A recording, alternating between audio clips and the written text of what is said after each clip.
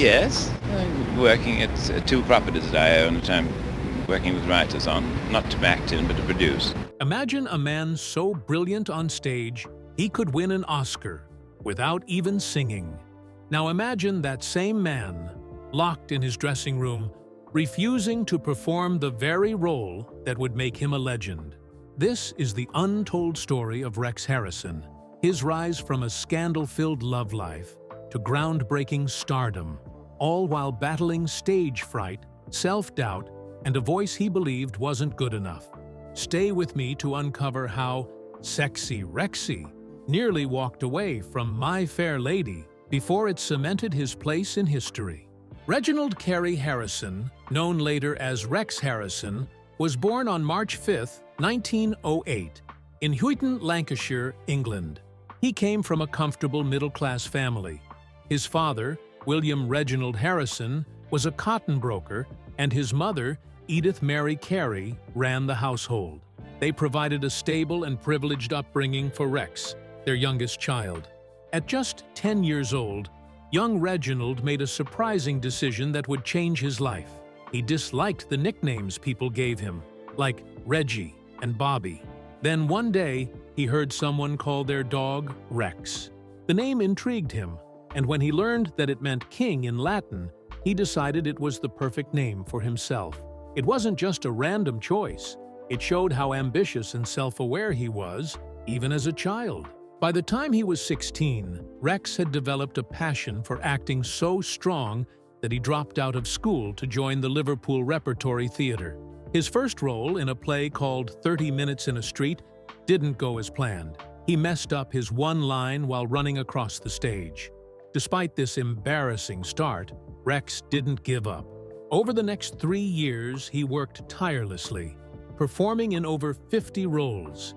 He became known for his commitment and skill, especially in comedic roles like his performance in Charlie's Aunt. These years were tough, with modest pay and demanding schedules, but they helped him refine his craft and build the foundation for his career. In 1936, Rex's big break came with Terence Rattigan's play French Without Tears. This clever comedy fit perfectly with his natural style and charm, and the play became a huge success, running for 2 years. It made Rex the top comedic actor in London, with critics and audiences praising his sophisticated wit and unique stage presence.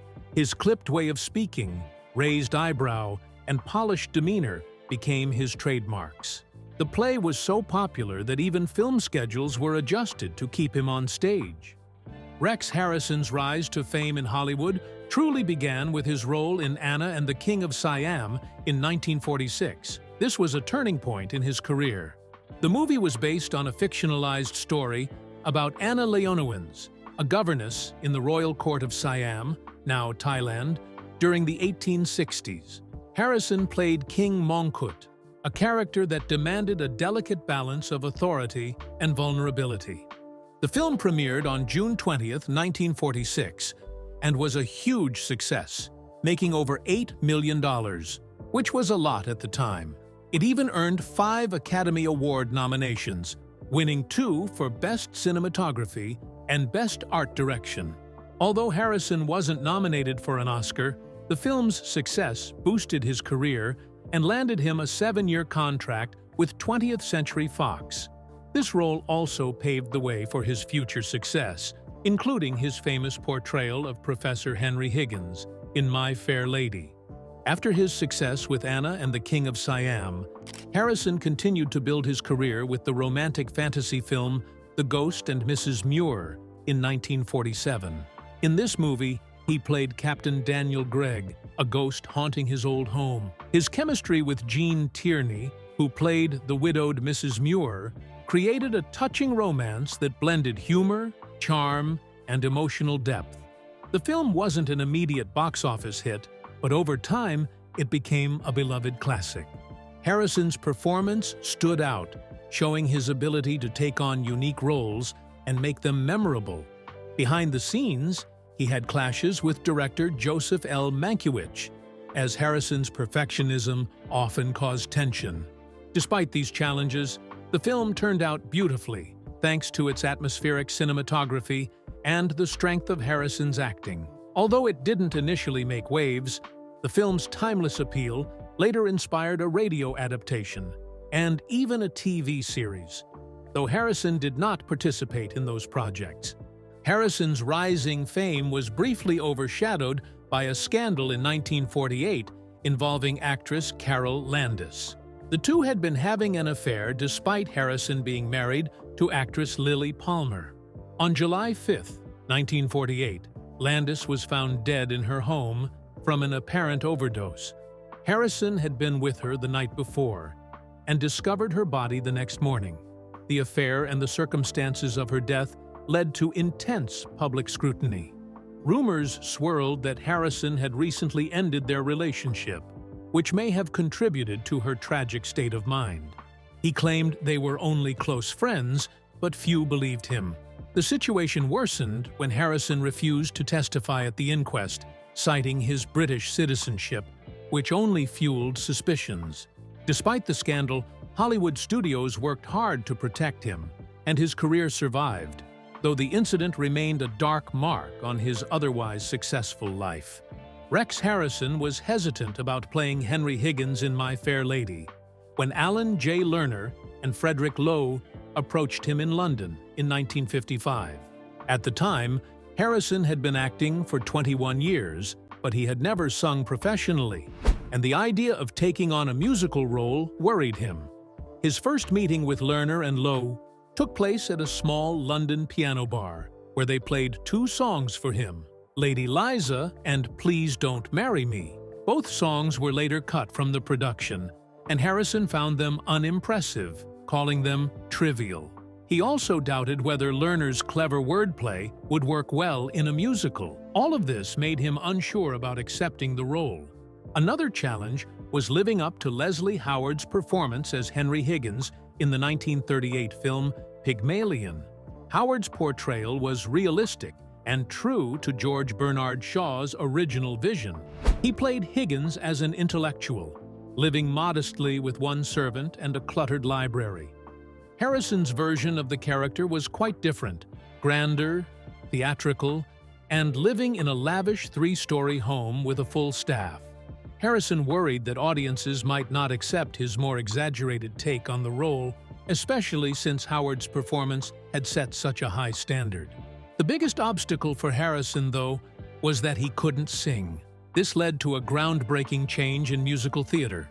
Composer Frederick Loewe and lyricist Alan J. Lerner adjusted the music for him, turning his songs into patter songs that were spoken rather than sung. This unique style became his trademark. When the film adaptation of My Fair Lady was made, Harrison refused to lip-sync to pre-recorded tracks because he performed each song differently every time. To solve this, sound engineer George Groves created a wireless microphone system, the first of its kind in film history, so Harrison could deliver his lines live. This innovation worked so well that it earned the sound department an Academy Award. Harrison's talk-singing style proved that even without a traditional singing voice, he could succeed in musical theater, and it influenced future productions. At first, Harrison didn't like the musical score. He disliked early versions of songs like Why Can't the English and I'm an Ordinary Man, finding them too traditionally musical for his delivery style. He insisted on major rewrites, and one particular song, You Did It, caused significant tension. Harrison refused to perform parts of the song until director George Cukor threatened to leave the production. Over months of revisions, the music was adapted to match Harrison's unique approach, blending speaking and singing in a way that was new to theater. Harrison also struggled with severe stage fright. On February 4, 1956, at the first preview of My Fair Lady in New Haven's Schubert Theater, he became so anxious that he locked himself in his dressing room and refused to perform. The theater manager had to call Julie Andrews' agent, Richard Seff, for help, saying, "Harrison doesn't want to go on tonight, and you have to convince him." The crisis escalated until the manager threatened to spread the news that Harrison was too scared to perform.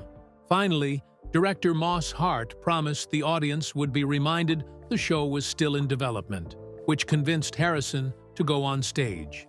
Despite the rocky start, the performance went well, though it ran 4.5 hours, requiring cuts afterward.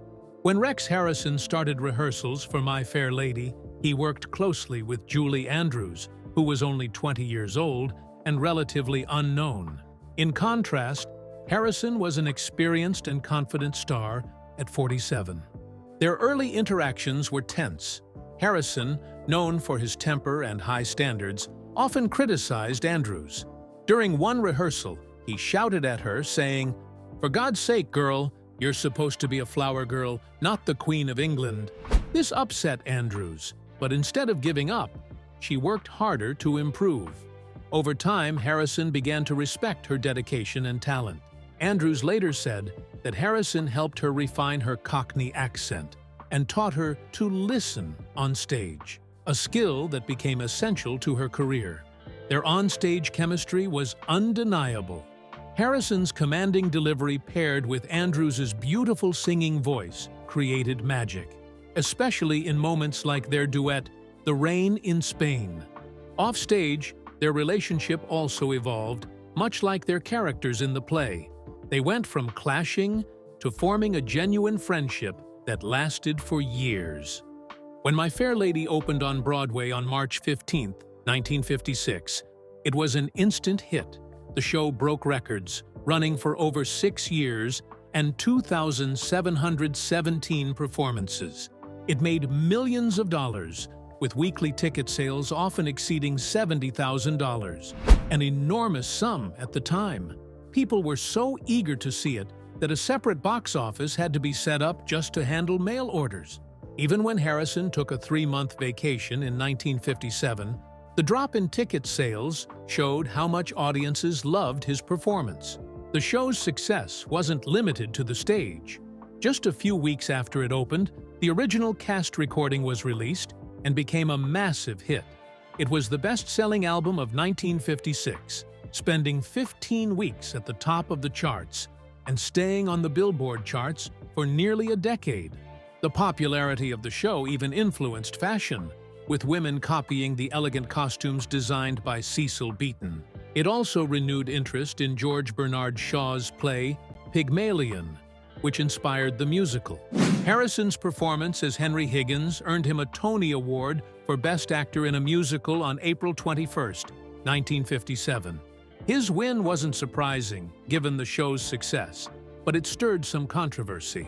Musical theater fans debated whether Harrison's speak singing qualified as true singing. One competitor, John Raitt, even joked that Harrison winning the award was like a horse winning the Kentucky Derby by walking. Despite this, Harrison's win marked a shift in musical theater, showing that great acting could be as important as singing in musicals. His acceptance speech at the ceremony reflected his humor. He said, "I suppose this means that even a non-singer can win a Tony for singing." What a lark!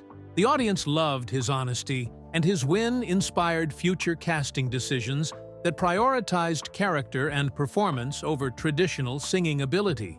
When Warner Brothers decided to make a film adaptation in 1964, there was pressure to replace him with a bigger movie star. But producer Jack Warner chose to keep Harrison, making him one of the rare actors to carry his Broadway role into a film. The switch to movies wasn't easy for Harrison, filming scenes out of order and adjusting his stage-style acting for the camera was a struggle. In the first week, he walked off set 3 times. Frustrated by the technical demands of film, he also had to tone down his theatrical mannerisms, which didn't work well on screen. Despite these challenges, Harrison's performance as Higgins in the movie was a massive success. He won the Academy Award for Best Actor, along with a Golden Globe and the New York Film Critics Award. His unique talk-singing style, created because of his limited vocal range, became a signature part of his performance. Critics loved how he combined the character's sharp wit with deeper emotional layers. One of the most famous scenes, where Higgins realizes Eliza's transformation, was filmed in a single take, which was rare at the time.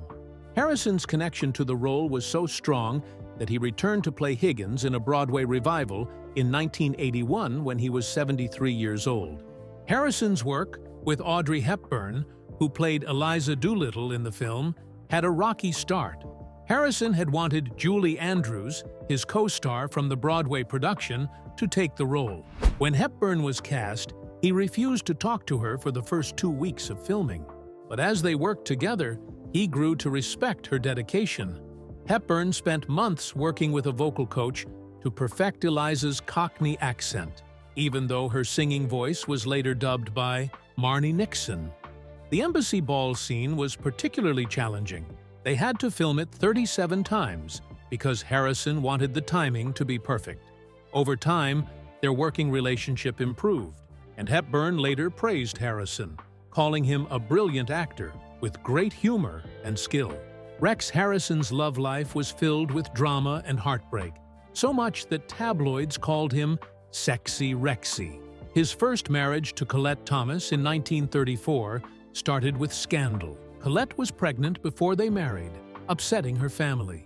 The marriage ended in 1942 when Rex began an affair with German actress Lily Palmer, while Colette worked for the Red Cross during World War II.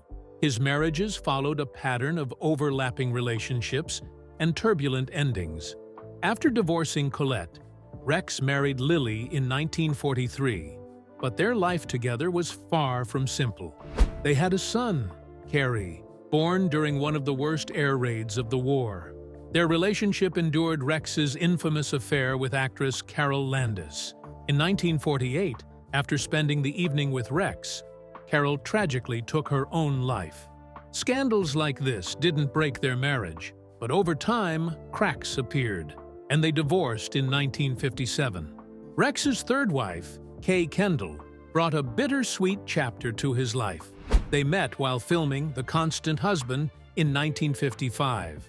Though Rex was still married to Lily at the time, their love deepened, but during their romance, Kay was diagnosed with leukemia. Rex, determined to care for her, divorced Lily to marry Kay. In an extraordinary move, Kay was never told about her illness. Rex and her doctors convinced her she only had an iron deficiency. They married in 1957, and Rex made it his mission to bring joy to her final years. Kay continued acting and even won a Golden Globe, unaware of her illness until her death in 1959 at just 32. His fourth wife, Rachel Roberts, brought another tragic chapter. They married in 1962, but divorced in 1971. Later, Rachel tried to reconcile with Rex, but ended her own life in 1980 after the attempt failed. Rex's fifth wife, Elizabeth Reese Williams, brought a relatively quieter period to his life. They married in 1971 and divorced in 1975 without the dramatic incidents of his other relationships.